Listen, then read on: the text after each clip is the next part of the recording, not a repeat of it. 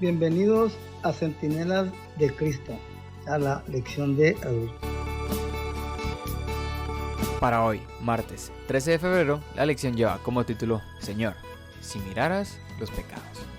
Y la lección comienza haciéndonos una pregunta que nos dice, ¿cómo se describen la gravedad del pecado y la esperanza para los pecadores?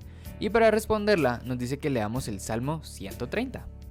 Muy bien, este capítulo consta nada más de 8 versículos, realmente es bien corto y si tienes el tiempo para leerlo, te invito a que lo hagas.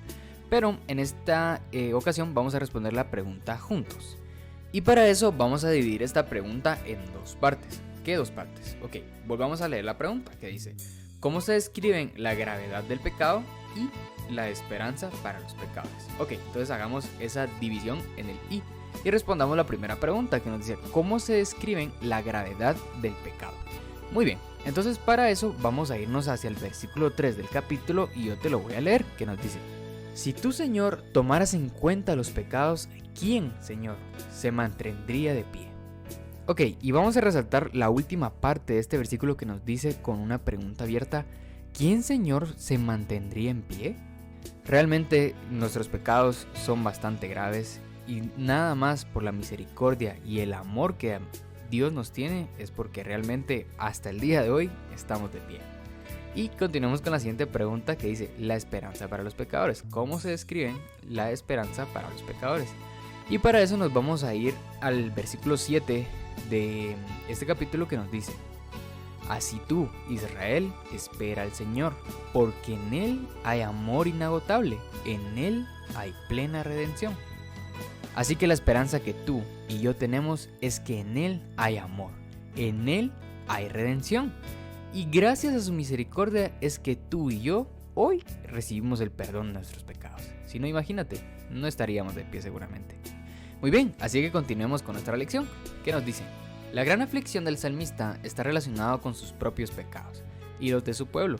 Los pecados del pueblo son tan graves que amenazan con separarlo de Dios para siempre. Las escrituras hablan de los registros de los pecados que se guardan para el día de juicio, como lo puedes ver en Daniel 7:10 y Apocalipsis 20:12, y de los nombres de los pecadores que se borran del libro de la vida.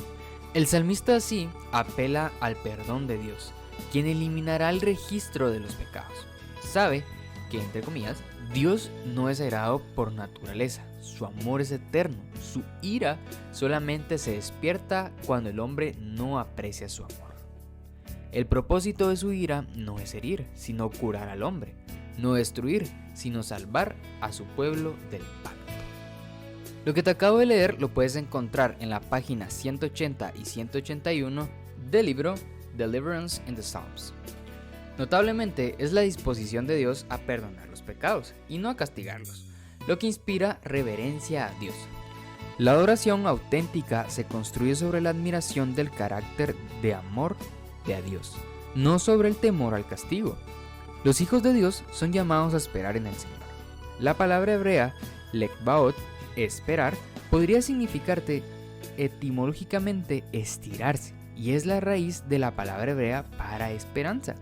Por lo tanto, esperar al Señor no es entregarse pasivamente ante circunstancias miserables, sino más bien es estirarse, lleno de esperanza o ilusionarse con la intervención del Señor. La esperanza del salmista no se basa en su optimismo personal, sino en la palabra de Dios. La espera fiel en el Señor no es en vano, porque tras la noche oscura llega la mañana de la liberación divina. Observa cómo la súplica personal del salmista se convierte en la de toda la comunidad, como lo ves en Salmos 130, 7 y 8. El bienestar personal y el de todo el pueblo son inseparables. Por ende, no oramos únicamente por nosotros mismos, sino por la comunidad. Como creyentes, formamos parte de una comunidad.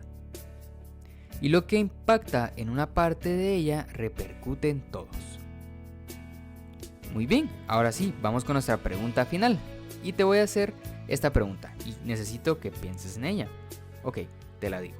Señor, si miraras los pecados, ¿quién podría subsistir? En Salmo 133, que fue el que te leí hace un ratito. O también en otra versión dice, si tú, Señor, tomaras en cuenta los pecados, ¿quién, Señor, se mantendría en pie? y te hago estas dos preguntas. ¿Qué significa este versículo para ti personalmente? Y esta otra pregunta. ¿Dónde estarías si el Señor mirara tus pecados? Recuerda que el versículo 3 es la clave. Que tengas un excelente día y que Dios te bendiga. Nos vemos mañana.